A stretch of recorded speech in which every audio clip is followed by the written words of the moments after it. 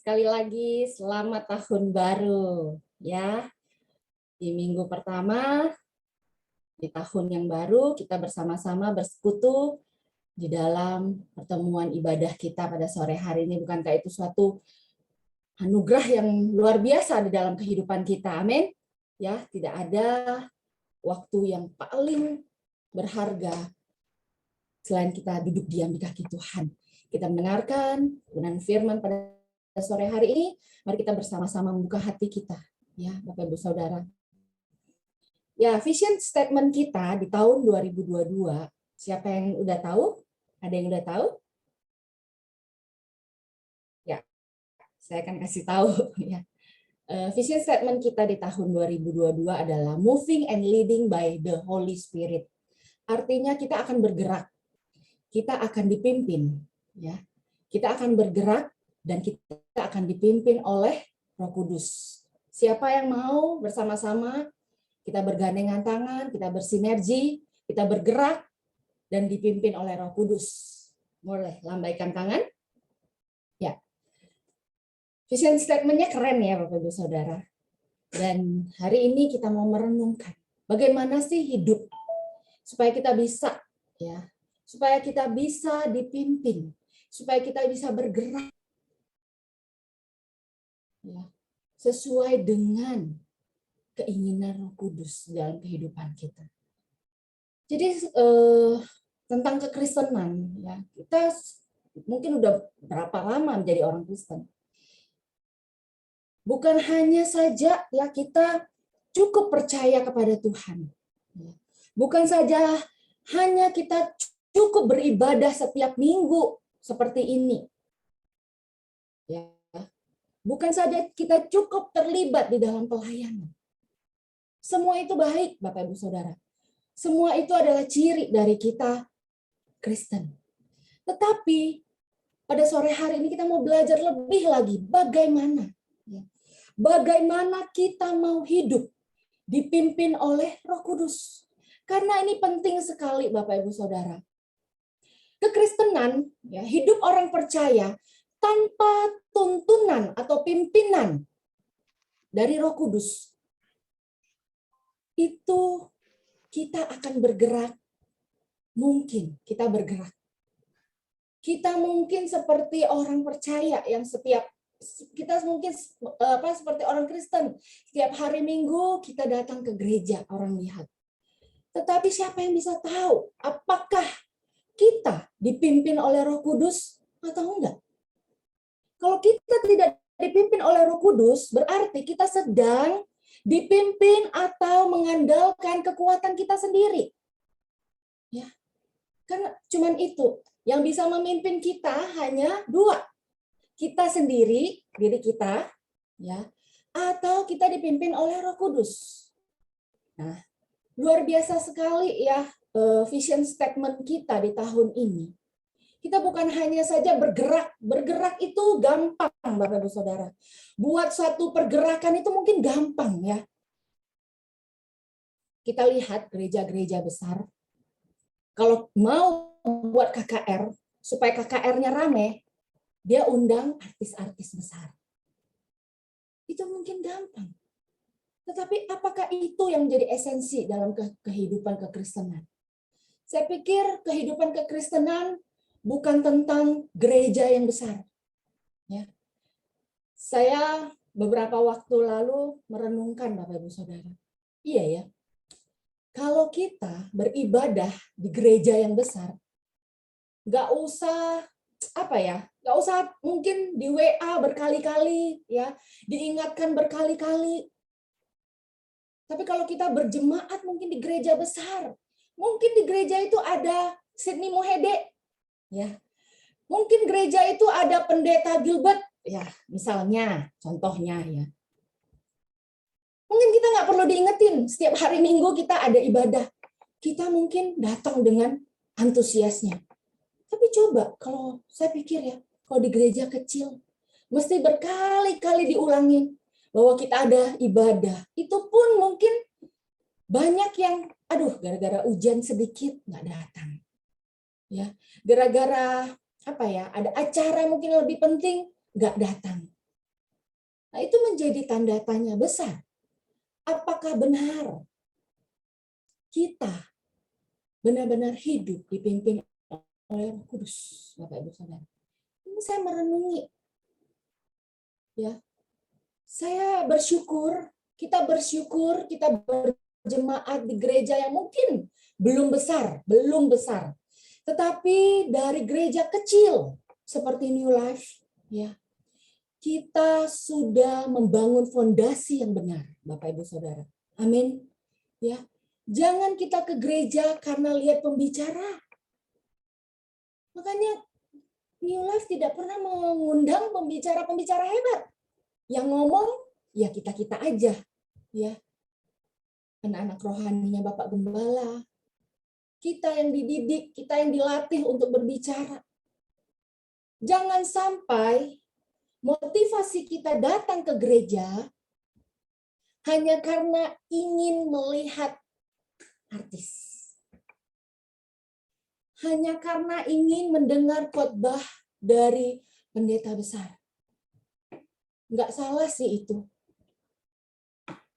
Tetapi beberapa waktu yang lalu, mungkin beberapa bulan, saya merenung, ya, di bulan 11 dan 12, saya banyak merenung yang menjadi esensi hidup. Bukan tentang siapa yang berbicara, tetapi tentang Kristus. Amin, Bapak Ibu Saudara. Gereja New Life dibangun, ya, dari hal yang sederhana. Kita tidak pernah mengundang artis besar, tetapi saya bersyukur jemaat New Life setia, ya, on-site maupun online, itu setia datang. Dan saya melihat pertumbuhan rohani, pertumbuhan orang-orang yang setia itu luar biasa. Ya.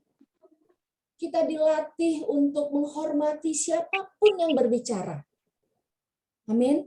Ya, kita dilatih. Bukan tentang hamba Tuhannya, tapi tentang firman-Nya, tentang hidup orang yang berbicara. Makanya, Bapak Ibu Saudara, mari kita biasakan. Ya. Jangan gara-gara diundang atau disuruh isi siapa yang hadir, gitu kan? Jangan. Tapi dengan suatu antusias kita mau datang untuk bersekutu. Amin, Bapak Ibu Saudara, ya. Ya, di tahun 2022 ini, di tahun baru ini, mari kita bersama-sama, ayo kita mau hidup dipimpin.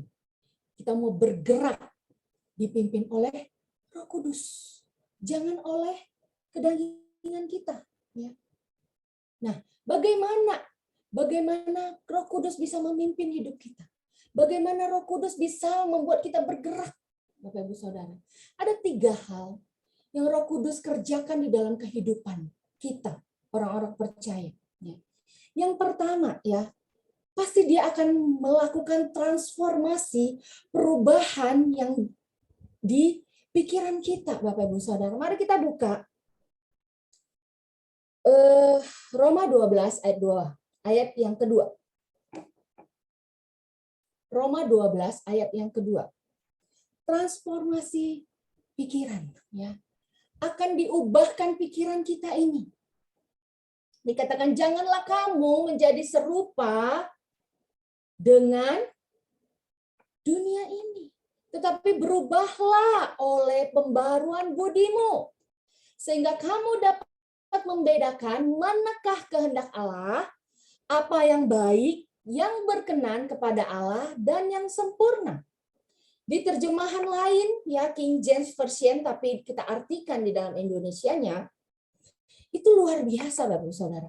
Janganlah menjadi serupa dengan dunia ini, tetapi ditransformasikan oleh pembaruan pikiranmu, untuk membuktikan kepadamu apa yang baik, ya, apa yang baik dan menyenangkan, apa yang baik, ya, dan menyenangkan dan sempurna dari Allah.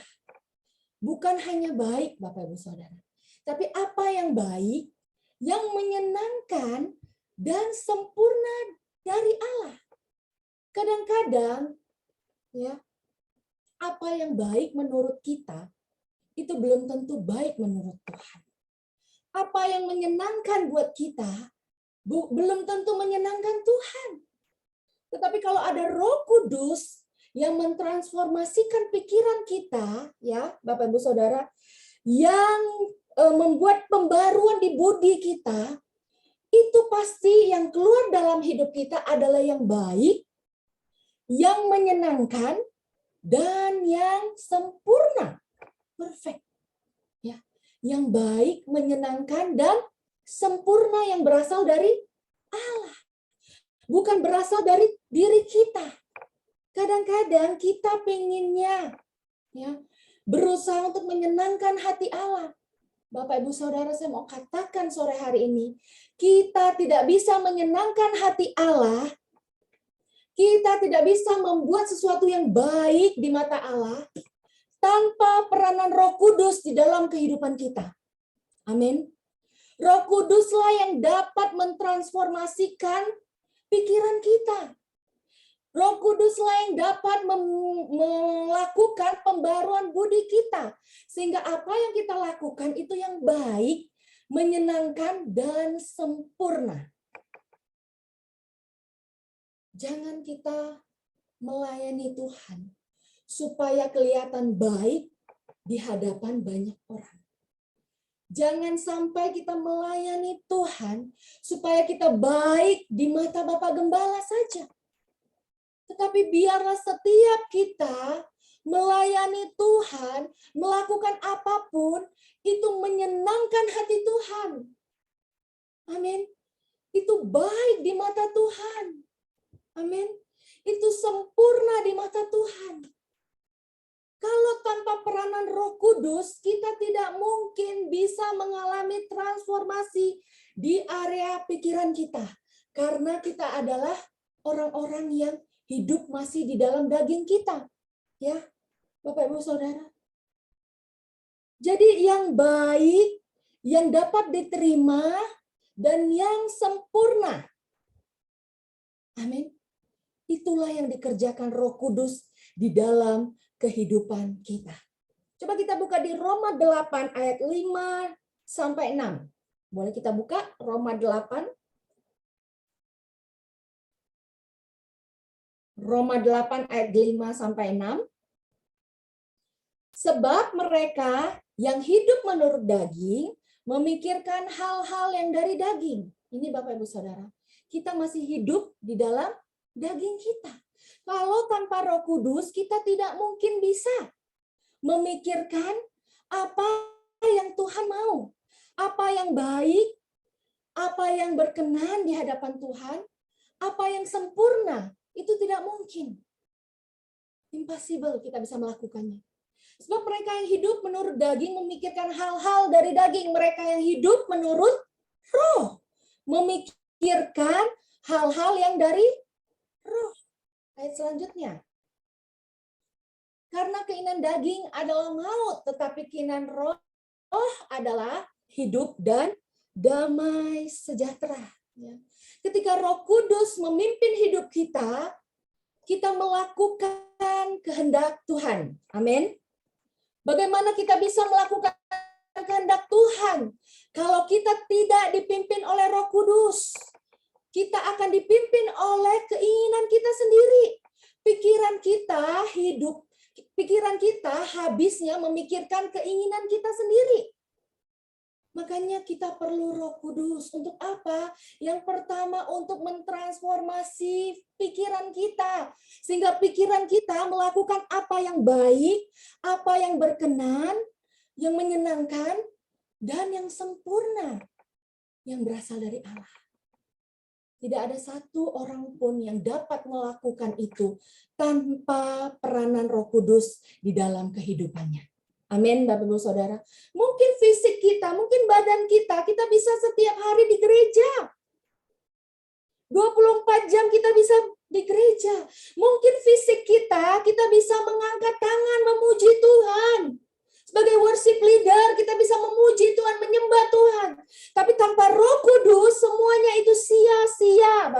Saudara. Amin.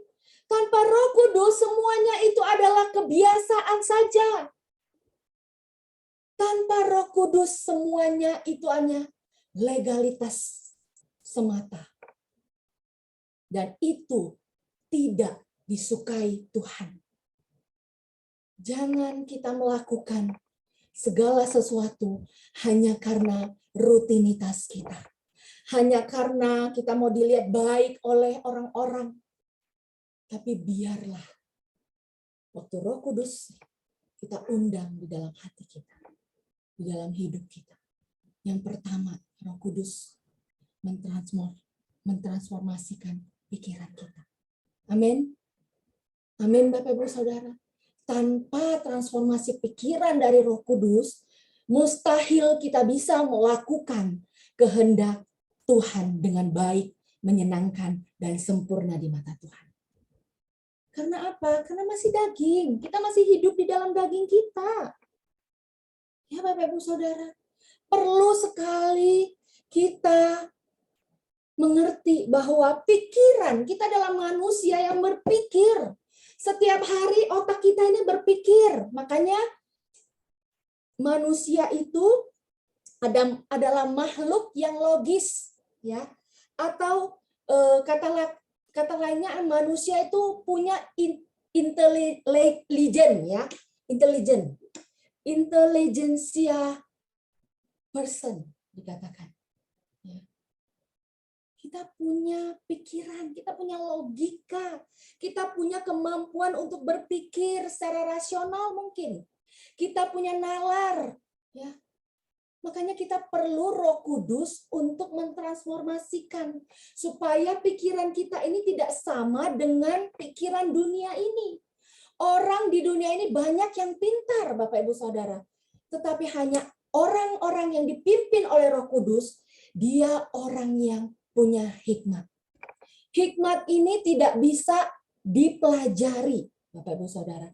Berapa tinggi pun kita ya sekolah, ya, mau S3, mau S4, S5, tapi tanpa Roh Kudus yang memimpin, yang mentransformasikan, mengubahkan cara pikir kita, kita tidak mungkin menjadi orang yang berhikmat. Orang yang berhikmat adalah orang yang dipimpin oleh Roh Kudus.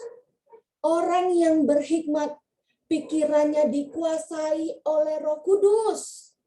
Bukan dikuasai oleh logika. Ya, logika kita sering berpikir bahwa ini nggak mungkin penyakit saya sembuh. Orang dokter yang paling hebat aja udah memvonis kok kamu tidak akan sembuh.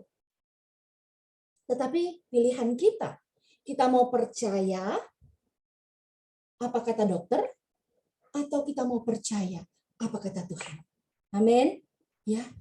Makanya kita perlu ditransformasi pikiran kita. Yang pertama itu manusia itu selalu memakai pikirannya. Ya. Tanpa pikiran, nggak mungkin dia bertindak. Atau sebaliknya, tidak mungkin orang bertindak tanpa memikirkan dulu. Makanya penting sekali pikiran kita ditransformasikan. Atau pikiran kita diubahkan menurut firman Tuhan. Menurut kebenaran Tuhan. Ya. Yohanes 14 ayat 16 sampai 17 dikatakan seperti ini. Yohanes 14 ayat 16 sampai 17.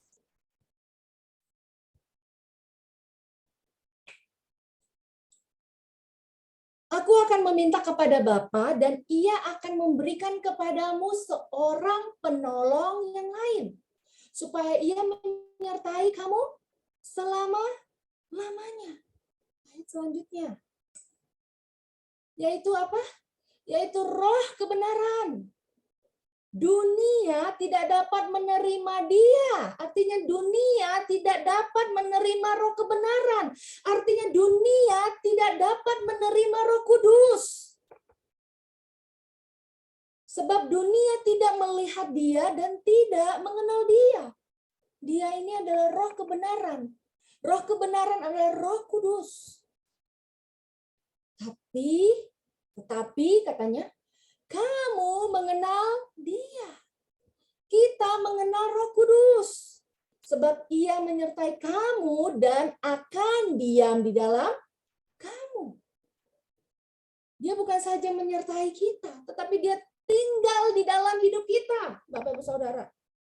Roh Kudus itu bukan hanya menyertai, tapi Dia tinggal di dalam kehidupan kita. Siapa yang percaya bahwa Roh Kudus tinggal di dalam kehidupan kita bersama-sama dengan kita? Siapa yang percaya? Kita semua percaya. Mari, Bapak Ibu Saudara, kita bergerak bukan menurut logika kita. Amin. Bukan menurut rasional kita. Bukan menurut good idea kita. Kita bergerak karena ada transformasi pikiran Kristus di dalam kehidupan kita. Amin, Bapak Ibu Saudara. Ya, dunia tidak dapat menerima Dia sebab dunia tidak melihat Dia dan tidak mengenal Dia. Siapa yang di sini percaya bahwa kita kenal? Siapa yang menyertai kita? Coba boleh lambaikan tangan. Siapa yang percaya, yakin dan percaya ada Roh Tuhan yang menyertai kita selama-lamanya? Siapa yang percaya? Untuk itu tidak perlu kita takut. Amin. Tidak perlu kita khawatir. Tidak perlu kita melihat secara mata jasmani kita. Tapi kita perlu minta Roh Kudus terus memberikan hikmat di dalam kehidupan kita. Waktu kita mau mengambil keputusan A atau B di dalam aspek kehidupan kita, apapun itu, mari kita libatkan Roh Kudus. Mari kita libatkan Tuhan di dalam pengambilan keputusan itu. Jangan kita mengambil keputusan karena emosi sesaat. Jangan kita mengambil keputusan karena good idea kita. Kelihatannya baik, kelihatannya bagus, ya, kelihatannya menguntungkan. Udah, ambil aja. Jangan, Bapak Ibu Saudara. Beberapa waktu yang lalu saya diajak sama teman-teman untuk mengikuti satu investasi yang kelihatannya, Bapak Ibu Saudara, dihitung-hitung ya. Wow, kalau kita taruh uang kita di tabungan mungkin nggak berbunga, berbunga, tapi dikit banget. Tapi kalau kita taruh uang kita di investasi ini, kelihatannya cuan gitu loh. Ya, menguntungkan sekali, dihitung-hitung semua ya, kita udah browsing semua perusahaannya luar biasa ya. Perusahaan ini masuk OJK dan sebagainya lah. Waktu saya berdoa, saya tanya sama Tuhan, Roh Kudus ya, Roh Kudus itu di dalam hati saya berkata seperti ini. Satu kalimat, satu ayat yang muncul waktu itu saya tanya, saya berdoa. Dia cuma bilang seperti ini. Celakalah orang yang ingin cepat kaya. Itu. Waktu saya bilang sama teman-teman saya mutusin saya nggak ikut deh. Kenapa? Kan gini, udah dipaparkan semua keuntungannya. Daripada lu taruh uang lu di bank, nggak ada untungnya. Semua dipaparkan, semua mengajak saya. Tetapi saya ingat kata-kata itu. Dalam hati saya, pikiran saya udah pikir ya, pasti cuan, pasti ya udahlah. Kalaupun sampai perusahaannya mau kolaps atau mau hilang ya, paling 1 bulan saya udah tarik. Itu menurut pikiran manusia. Kata teman-teman, 1-2 bulan kita taruh aja, keuntunganmu 20% loh. 20% katanya. Masa kamu nggak mau sih? Bodoh sekali kamu, katanya gitu. Tapi waktu saya tanya Tuhan, dikatakan seperti itu. Celakalah orang yang ingin cepat kaya.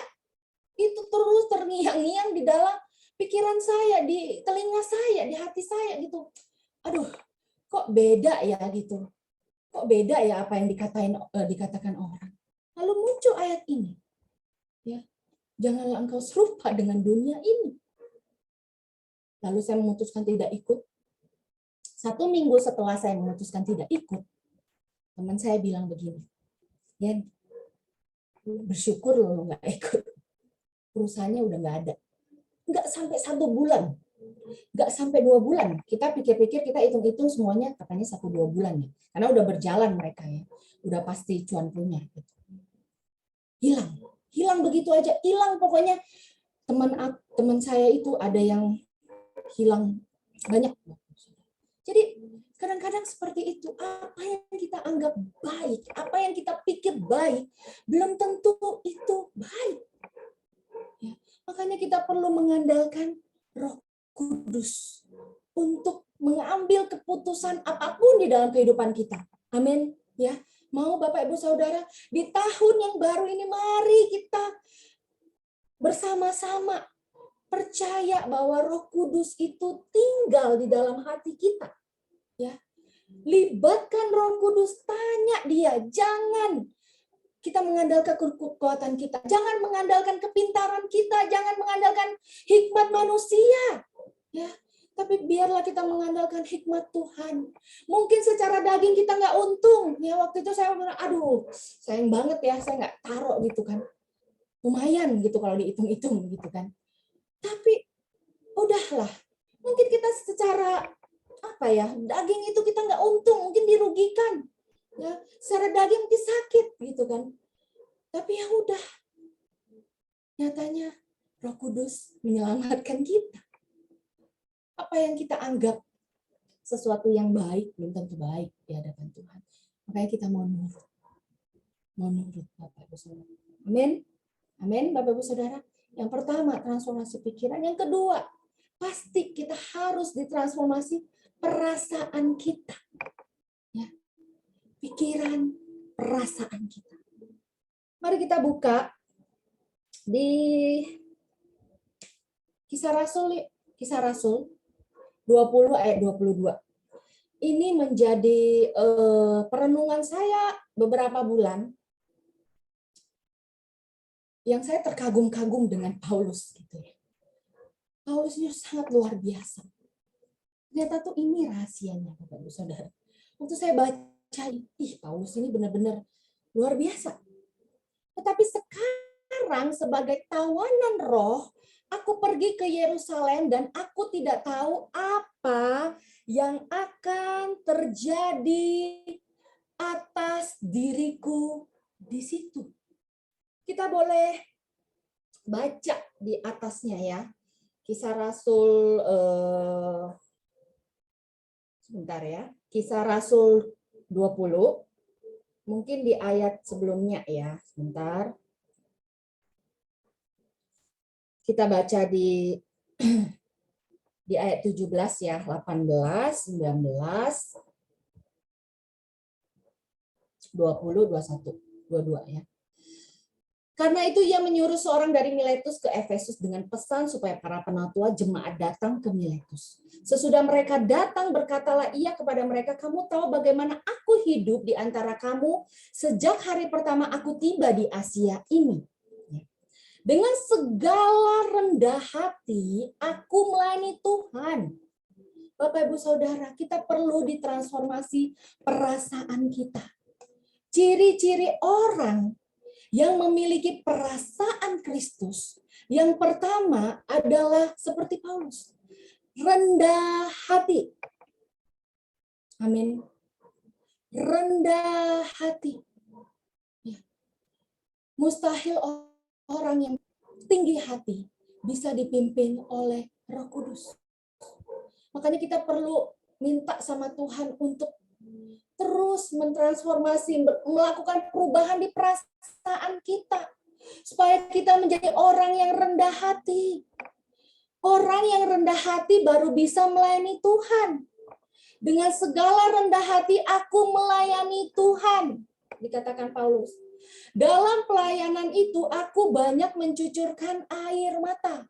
Dan banyak mengalami pencobaan dari pihak orang Yahudi yang mau membunuh aku. Ayat 20. Sungguh pun demikian, aku tidak pernah melalaikan apa yang berguna bagi kamu. Semua kuberitakan dan kuajarkan kepada kamu, baik di muka umum maupun dalam perkumpulan-perkumpulan di rumah kamu. Aku senantiasa bersaksi pada orang-orang Yahudi dan orang-orang Yunani supaya mereka bertobat kepada Allah dan percaya kepada Tuhan kita, Yesus Kristus.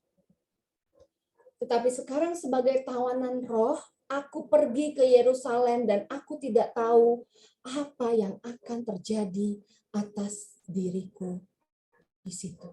Bapak Ibu Saudara, kalau saya kalau saya gali tentang tawanan roh, ini luar biasa sekali.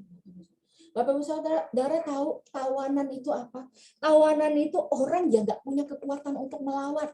Itu tawanan, ya. Orang yang nasibnya ada di tangan pihak yang menguasainya atau pihak yang menawannya. Paulus tidak pernah merasa bahwa penjara bisa menawan dia. Ya. Tetapi Paulus secara luar biasa berkata bahwa aku ini sekarang adalah tawanan roh. Orang yang sebagai tawanan roh itu tunduk, artinya tunduk, nggak punya kekuatan, nggak punya kuasa untuk melawan Roh Kudus. Luar biasa sekali. Sifat yang pertama, perasaan yang pertama, pasti dia adalah taat. Ya, ciri yang pertama orang yang dikuasai perasaan dan hatinya oleh Roh Kudus yaitu taat. Yang kedua rendah hati, Bapak Ibu Saudara. Ini pasti muncul di dalam kehidupan anak-anak Tuhan. Kalau kita mau seperti Paulus untuk menjadi tawanan roh, kadang-kadang kita nggak mau. Kita mau berjalan sesuai dengan perasaan kita. Kalau kita lagi good mood, ya. Kalau kita lagi enak, kalau kita lagi diberkati, kalau kita lagi fine-fine aja, kita melayani Tuhan. Tapi kalau kita lagi ditekan, kita lagi difitnah, kita lagi disakiti, mungkin kita nggak mau melayani Tuhan. Tawanan roh itu luar biasa, Bapak Saudara. Ya, saat kalau saya renungkan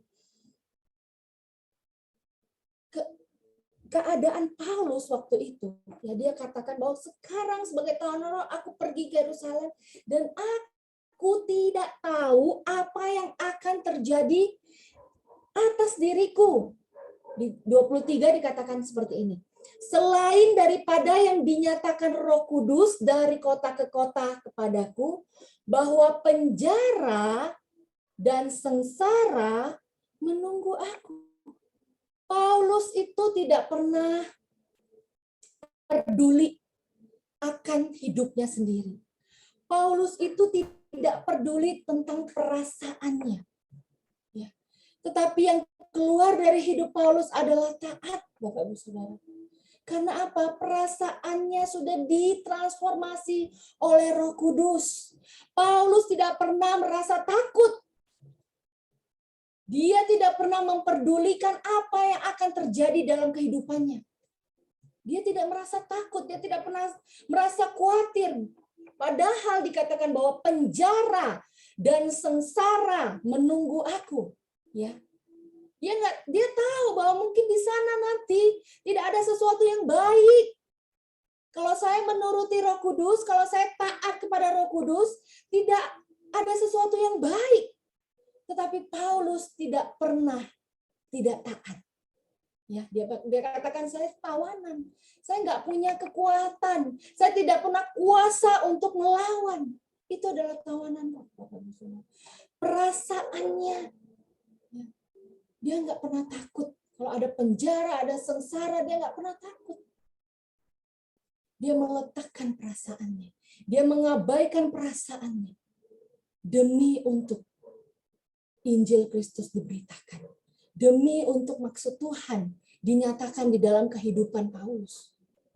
Bapak Ibu Saudara, Roh Kudus bisa memimpin perasaan kita. Jangan sampai perasaan kita dipimpin oleh kedagingan kita. Kalau perasaan kita dipimpin oleh kedagingan kita, maka yang terjadi adalah kita akan on off dalam melayani Tuhan. Ya. kadang-kadang ketaatan itu tidak selamanya ujungnya adalah kebahagiaan. Seperti Paulus, dikatakan hanya penjara dan sengsara yang menunggu aku. Tetapi dia mau taat. Orang yang perasaannya dikuasai oleh Roh Kudus adalah orang-orang yang taat. Orang-orang yang rendah hati, yang mau belajar, yang mau dipimpin oleh Roh Kudus. Itulah pelayan-pelayan yang luar biasa. Ya. Yang pertama pikirannya dikuasai atau ditransformasi. Yang kedua perasaannya. Jadi apa ya? Bukan perasaan kita sendiri. Mungkin dalam pelayanan kita banyak disakiti. Tapi jangan sampai ya kita menangis, ya kita mencucurkan air mata hanya karena perasaan kita yang disakiti, Bapak Ibu Saudara. Bapak Ibu Saudara lihat Paulus ya, kita lihat di Kisah Rasul 20 ayat yang ke-26 deh ya. Sebab itu pada hari ini aku bersaksi kepada kamu bahwa aku bersih tidak bersalah terhadap siapapun yang akan binasa. Luar biasa. Paulus bertanggung jawab. Ya. Ayat 27, sebab aku tidak lalai memberitakan seluruh maksud Allah kepadamu. Kalau Paulus mengkedepankan ya perasaannya, dia mungkin takut. Aduh jangan deh, penjara sama sengsara mana enak. Ngapain saya capek-capek mau. Tapi dia tidak. Dia tidak mendahulukan perasaannya. Ya. Dia tidak mendahulukan kedagingannya. Dikatakan di ayat 31. Ya. Sebab itu berjaga-jagalah dan ingatlah bahwa aku 3 tahun lamanya siang malam dengan tiada berhenti-hentinya menasihati kamu masing-masing dengan mencucurkan air mata. Jadi pelayanan Paulus ini bukan pelayanan dengan kekuatannya juga. Bukan dengan kekuatan sendiri, tapi di dalam pelayanan Paulus ada perasaan Kristus. Ada perasaan Kristus. Perasaan Kristus adalah perasaan yang penuh dengan belas kasihan. Yang pertama adalah ketaatan. Ya. Roh Kudus memimpin kita kepada ketaatan. Roh Kudus membuat kita menjadi pribadi yang rendah hati. Perasaan kita ini bukan kepentingan kita lagi, bukan tentang kita lagi, bukan tentang saya lagi. Kalaupun saya tidak dihargai, kalaupun saya tidak dinilai baik, ya nggak apa-apa. Seperti Paulus, dia nangis itu bukan karena dia difitnah, dia nangis itu bukan karena dia ditinggalkan. Dia nangis itu bukan, dia mencucurkan air mata itu bukan karena perasaannya sedang disakiti. Tapi dia sedang mencucurkan air mata ketika dia berdoa bagi jiwa-jiwa. Ini adalah perasaan yang ditransformasikan oleh Roh Kudus. Berapa banyak di antara kita mau melayani Tuhan, mau berdoa dengan mencucurkan air mata, tapi bukan tentang problem kita, bukan tentang masalah kita, bukan tentang kehidupan ekonomi kita, bukan tentang kesehatan kita, tapi tentang orang lain. Biar orang lain hidup di dalam kebenaran. Berapa banyak kita mau menangisi jiwa-jiwa.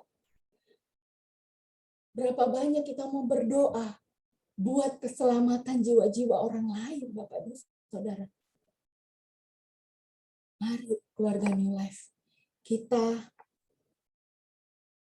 bertumbuh. Amin. Roh Kudus itu membuat kita bertumbuh. Bukan kita nangis lagi berdoa untuk masalah kita sendiri. Tapi kita nangis untuk keselamatan jiwa-jiwa orang lain. Menangis untuk keselamatan keluarga kita, mungkin saudara-saudara kita, orang tua kita, pasangan kita, siapapun yang belum mengenal Tuhan, yang Tuhan tempatkan di sekitar kita. yang kita kenal. Mungkin orang itu udah lama nggak ke gereja. Ayo kita tangisi, kita berdoa untuk mereka. Jangan kita berdoa hanya untuk keluarga kita, ya, diri kita, pekerjaan kita, kesehatan kita, berkat-berkat kehidupan ekonomi kita. Jangan, Bapak Ibu Saudara. Ayo kita naik kelas, ayo kita bertumbuh, mari bergerak lebih lagi. Ya, Paulus ini hatinya penuh belas kasihan terhadap jiwa-jiwa yang terhilang. Ya, dia mencucurkan air mata bukan karena dia dinilai jelek atau dia ditinggalkan atau perasaannya sedang disakiti. Bukan. Dia mencucurkan air mata ketika dia melayani. Ya. Tidak berhenti-hentinya menasehati kamu. Bersyukur kita punya Bapak Gembala yang selalu setia, ya, berdoa untuk jiwa-jiwa kita. Saya percaya kita bisa bersama-sama sampai hari ini karena ada Bapak rohani kita yang mendoakan kita. Berapa banyak kita mau juga berdoa untuk jiwa-jiwa. Bapak Ibu Saudara, mari bersama-sama undang Roh Kudus untuk mentransformasikan perasaan kita. Jangan perasaan kita yang mudah marah, mudah tersinggung, ya, yang memimpin kita. Kalau seperti itu, saya percaya pelayanan kita akan on off. Tapi biarlah Roh Kudus yang memimpin perasaan kita. Apapun yang terjadi dalam kehidupan kita, mau baik, mau buruk, kita tetap melayani Tuhan. Amin, Bapak Ibu Saudara. Kita tetap taat.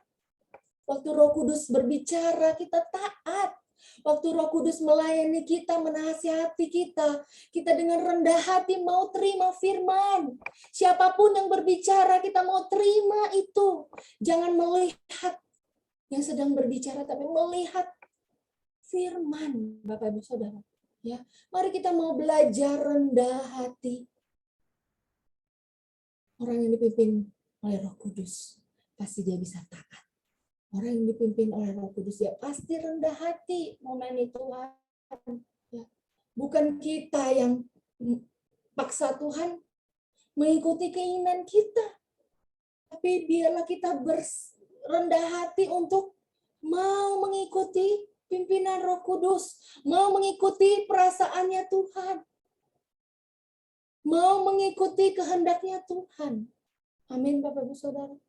Ketika perasaan kita dipimpin oleh Roh Kudus, barulah di sana kita bisa.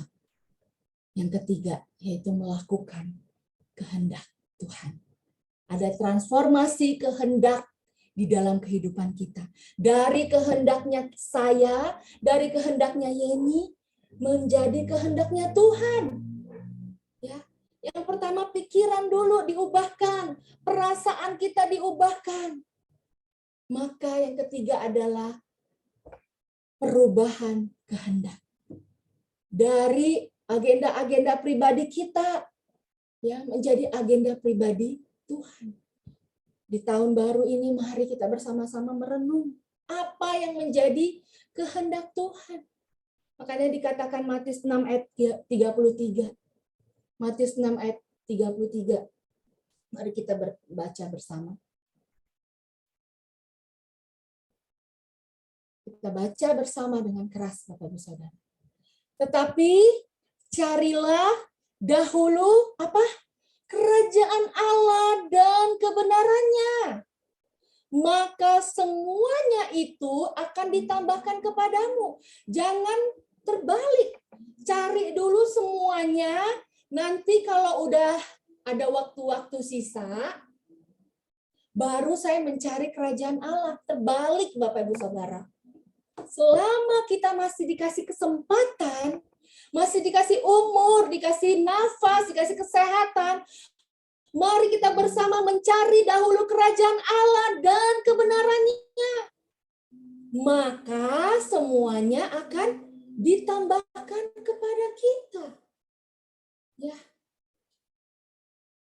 Mari kita undang Roh Kudus untuk merubah kehendak dari kehendak pribadi kita menjadi mengikuti kehendak Tuhan. Dan itu hanya bisa dilakukan kalau engkau melibatkan Roh Kudus yang tinggal, yang diam di dalam diri kita. Untuk kita melakukan kehendak Tuhan dengan sempurna. Amin, Bapak Ibu Saudara. Ya, ketika kita melakukan kehendak Tuhan. Mari kita baca di 2 Korintus 4, ayat yang kelima. 2 Korintus 4, ayat yang kelima.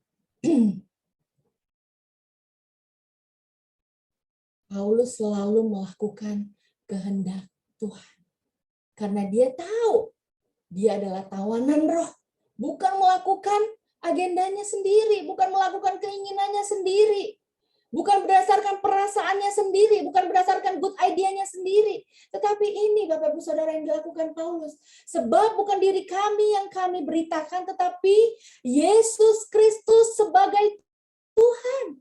Dan diri kami sebagai hamba karena kehendak Yesus. Luar biasa sekali Bapak Ibu Saudara. Mari kita renungi ini. Yang kita beritakan, yang kita saksikan bukan tentang kita, tetapi tentang Kristus Yesus. Amin. Bukan kehendak kita, bukan maunya kita. Kadang-kadang kita mau ya bersaksi tentang berkat-berkat. Ya nggak apa-apa sih. Tetapi kalau ada Roh Kudus yang memimpin kita, kesannya, harusnya yang kita saksikan adalah bukan tentang diri kita. Tetapi yang kita saksikan atau yang kita beritakan adalah Yesus Kristus sebagai Tuhan. Dan kita ini sebagai hanya hamba Tuhan karena kehendak Yesus. Amin Bapak Ibu Saudara. Yang kita saksikan adalah Yesus Kristus. Yang kita beritakan bukan tentang kita, tapi tentang Yesus Kristus. Amin Bapak Ibu Saudara. Ya. Cari dahulu kerajaan Allah dan kebenarannya. Di sisa waktu kita, di sisa umur kita, ya, berapapun umur kita, jangan kita menganggap kita masih muda, masih banyak waktu. Kita nggak tahu kapan kita dipanggil Tuhan. Waktu yang ada, waktu yang dipercayakan saat ini, mari kita mencari kerajaan Allah dan kebenarannya. Kita minta Roh Kudus untuk memimpin kita mencari kerajaan Allah dan kebenaran Tuhan. Maka segala sesuatunya ditambahkan kepada kita. Mari kita kenakan perasaan Kristus, pikiran Kristus di dalam kehidupan kita. Sehingga kita bisa melakukan apa yang baik, apa yang benar, apa yang menyenangkan hati Allah, apa yang sempurna. Ayat penutup, mari kita baca di Galatia 2 ayat 20. Galatia 2 ayat yang ke-20. Kita baca bersama. 1, 2, 3. Namun aku hidup, tetapi bukan lagi aku sendiri yang hidup. Melainkan siapa? Kristus yang hidup di dalam aku. Dan hidupku yang kuhidupi sekarang di dalam daging adalah hidup oleh iman dalam Anak Allah yang telah mengasihi aku dan menyerahkan dirinya untuk aku. Ya, pegang ayat ini. Sekarang yang kita hidupi ini bukan tentang saya lagi, bukan tentang kita sendiri lagi, bukan lagi aku sendiri yang hidup, melainkan Kristus yang hidup di dalam aku. Bagaimana Kristus bisa hidup di dalam kita? Mari kita kenakan pikiran, perasaan, sehingga kita bisa melakukan kehendak Kristus di dalam kehidupan kita. Amin, Bapak Ibu Saudara. Mau kita bersama-sama, kita bergerak dan dipimpin oleh Roh Kudus di tahun yang baru ini. Mari kita sama-sama. Biar Roh Kudus memperbarui, mentransformasi pikiran kita, perasaan kita. dan kehendak kita di dalam kehidupan ini. Sehingga kita bisa menyelesaikan apa yang menjadi panggilan Tuhan atas hidup kita masing-masing. Amin, Bapak Ibu Saudara. Sekian dari saya, Tuhan Yesus memberkati kita semua. Mari kita berikan tepuk bagi nama Tuhan. Memang kalau nggak ada transformasi pikiran dan perasaan, kita nggak akan pernah bisa hidup dipimpin oleh Roh Kudus. Saudara yang dikasihi oleh Tuhan, luar biasa. Thank you ini buat firman-Nya. Saya percaya tahun yang baru ini kita mengalami kemenangan demi kemenangan. Amin. Amin. Selamat tahun baru dulu semuanya. Kita siap, mata kita tertuju pada Tuhan Yesus. Amin. Kita mau Tuhan, kami serahkan semuanya dalam tangan Tuhan. Mari kita ambil waktu sejenak untuk merenungkan kebenaran firman Tuhan. Mungkin kalau selama ini kadang kita dipimpin oleh perasaan kita, kadang ada keinginan daging, keakuan hidup, dan keinginan mata yang memimpin kita. Tapi pada sore hari ini kita mau tanggalkan semuanya. Tahun 2022 tidak ada lagi baper-baperan. Amin. Tahun 2022 tidak ada lagi keinginan hawa nafsu yang atau marah. Tahun 2022 tahun penyerahan. Kita ngikut. Tuhan, aku mau nurut baik-baik. Amin. Siap Thomas tahun 2022.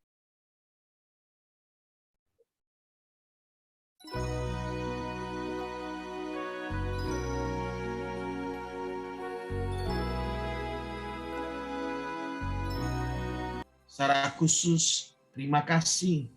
Kami sudah memasuki tahun 2022 dan hari ini adalah hari yang kedua. Kami telah melewati tahun 2022. Kami percaya Tuhan, tahun 2022 ini, di mana saat kami bergerak dan dipimpin oleh Roh Kudus, kami akan melihat kemuliaan demi kemuliaan Tuhan. Kami akan melihat mujizat di kemenangan. Terima kasih Tuhan buat berkat-berkat-Mu yang tersedia di tahun 2022. Berkat-berkat yang berlimpah-limpah, baik berkat rohani maupun berkat jasmani. Terima kasih. Lewat kebenaran firman-Mu, kami diajar dan diingatkan kembali untuk mengalami transformasi pikiran. Transformasi dalam perasaan kami. Biarlah hati kami, perasaan kami berisi hati dan perasaan Kristus. Sehingga kami dengan sukacita, dengan rela hati, memberi hidup kami sepenuhnya. Dan berikan kami hati yang selalu taat Tuhan akan kehendak Bapa dalam hidup kami. Terima kasih Tuhan, Kau memberkati Yeni yang sudah menyampaikan kebenaran firman. Urapan kuasa-Mu ada atas Yeni Tuhan. Yes, Roh Kudus, Engkau yang memenuhi kehidupannya. Terima kasih buat transformasi pikiran, transformasi hati, kehidupan yang baru yang telah Kau berikan pada Yeni Tuhan. Makasih buat kemenangan demi kemenangan yang Kau berikan. Terima kasih Tuhan, bersama dengan Kofunik, Yeni terus melayani Engkau dengan memberi diri melayani sesama Tuhan bagi kemuliaan nama Tuhan. Terima kasih buat sore hari yang luar biasa. Kau mengurapi Yeni, berkati hidupnya. Pakai hidup Yeni bagi kemuliaan nama-Mu. Biarlah setiap orang yang melihat Kofunik dan Yeni melihat Kristus dan merasakan kasih Kristus. Makasih Bapak, terpujilah nama-Mu. Dalam nama Yesus kami berdoa dan ucap syukur. Haleluya. Amin.